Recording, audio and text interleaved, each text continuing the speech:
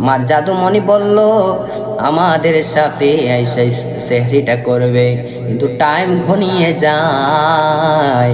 আমার জাদুমণিটা এখনো আমার সাথে মুলাকাত করলো না, আমার সাথে দেখা করলো না, আমার কলটা একবারের জন্য ধরলো না।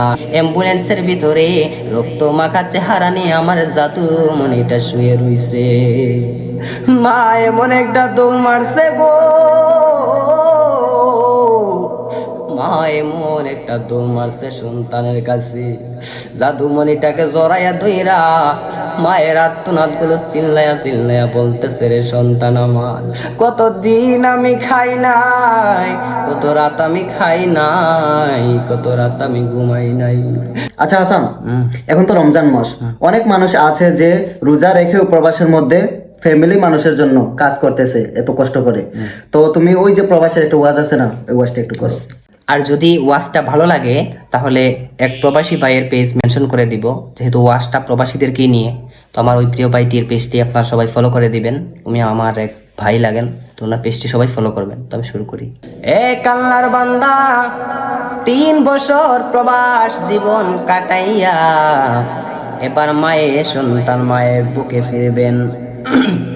সন্তান টেলিফোন করলেন, আম্মা গো, ও আম্মা, আগামীকাল আপনাদের সাথে এসে আমি সেহরি করব। কি করব? সেহরি করব। মায়ের মনে আনন্দ, বাবার মনে আনন্দ, আমার সন্তান আসবে, ঠিক কিনা? মা বাবা সন্তানের জন্য আপ্যায়ন করার জন্য সবকিছু রেডি করলেন। আগামীকাল সেহরিটাইসা আমার জাদুমণি আমাদের সঙ্গে কাটাবেন।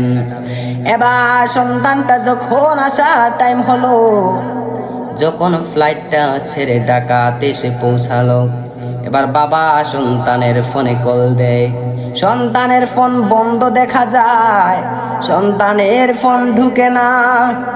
বাবার মনে এবার চিন্তা লেগে গেল, টেনশন লেগে গেল। আমার জাদুমণি বলল আমাদের সাথে আইসা সেহরিটা করবে, কিন্তু টাইম ঘনিয়ে যায়। আমার জাদুমণিটা এখনো আমার সাথে মুলাকাত করলো না, আমার সাথে দেখা করলো না, আমার কলটা একবারের জন্য ধরলো না। হায় রে, কি হলো, কি হলো, আমার জাদুমণিটার কি হলো? এমন ভাবে উঠানের এক মাথা থেকে আরেক মাথায় হাঁটাহাঁটি করে। বাবার মনে টেনশন লেগে গেল, মায়ের মনে টেনশন লেগে গেল, আমার জাদুমণিটা আসে না। এবার হঠাৎ করে রাস্তার ওই পার থেকে আর একজন রাস্তার প্রতীক ওই বাবার নাম্বারে কল করলেন। বাবার মনে একটু খুশি লাগলো, মনে হয় আমার ছেলেটা বাড়ির আশেপাশে চলে এসেছে, কল দিয়েছে। এবার যখন কলটা ধরলো, ওই পার থেকে জবাব আসলো, বাবা কেমন আছেন?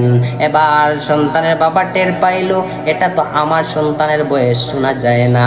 এবার বাবা জিজ্ঞেস করলো, রে সন্তান আমার, তোমার কণ্ঠ শোনা যায় না, তুমি কে বলতেছ?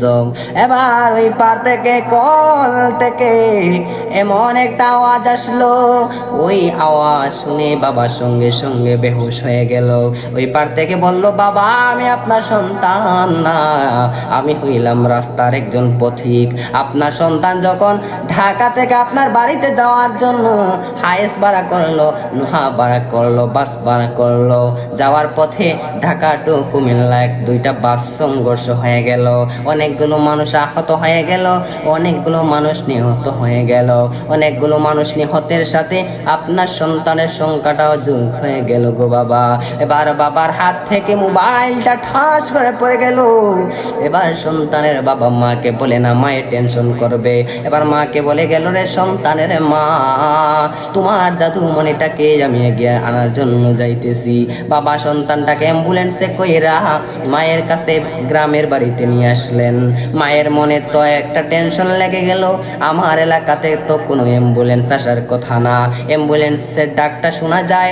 মা একটু উঠানের দিকে পা বাড়ালেন, যেই মাত্র অ্যাম্বুলেন্সটা রাস্তার পাশে আসলেন, উঠানের পাশে দাঁড়ালেন। এবার দেখা গেল ওই অ্যাম্বুলেন্সের ভিতরে রক্ত মাখা চেহারা নিয়ে আমার জাদুমণিটা শুয়ে রইছে। মা এমন একটা দৌড় মারছে গো, মা এমন একটা দৌড় মারছে সন্তানের কাছে, জাদুমণিটাকে জড়াইয়া ধইরা মায়ের আর্তনাদ গুলো চিল্লাইয়া চিল্লাইয়া বলতেছে, রে সন্তান আমার, কতদিন আমি খাই নাই, কত রাত আমি খাই নাই, কত রাত আমি ঘুমাই নাই, তুমি কাজ করো, ঈদের দিনও তুমি কাজ করো।